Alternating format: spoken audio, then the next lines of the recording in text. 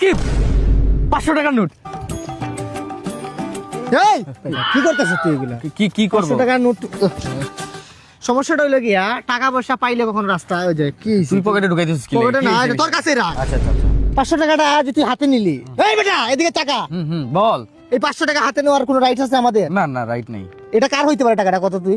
কোনো গরিব মানুষের হইতো। আর যদি আমি যদি বলি কোনো এক মায়ের অপারেশনের টাকা এটা, আমি যদি বলি কোনো এক রিক্সা ড্রাইভারের টাকা এটা, হইতো পারে। আমি যদি বলি কোনো এক চিকিৎসার এই 500 টাকার জন্য আটকা গেছে সে হয়তো বাইতে দিত, আমি যদি বলি ওই মানুষের এই টাকাটা।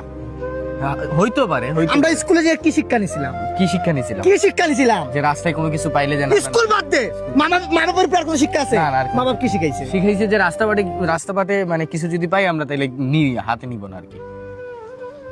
তবে একটা উপায় আছে। আমি এই জায়গা যদি রাখুস কোনো চুটবাট পাড়া এসে যদি নিয়ে জায়গা তখন কি করবি? Exactly right. এটা আমার মনে হয় কোনো ভিক্ষুকরে দিলে। একবারে সঠিক কথা বলছিস, মানে তোর কথাগুলো আসলে যৌক্তিক কথা। কোনো একজন ভিক্ষুকরে যদি টাকাটা দেই আমরা তাহলে কাজে লাগবে। চলো চল ভাই, আল্লাহর রাস্তায় কিছু দেন না ভাই। তুমি কি গরিব?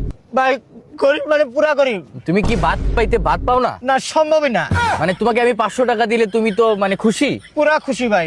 তুমি তো ভিক্ষুক। জি ভাই। এনো 500 টাকা। ভিক্ষার পর্ব শেষ, খাই আসিয়া।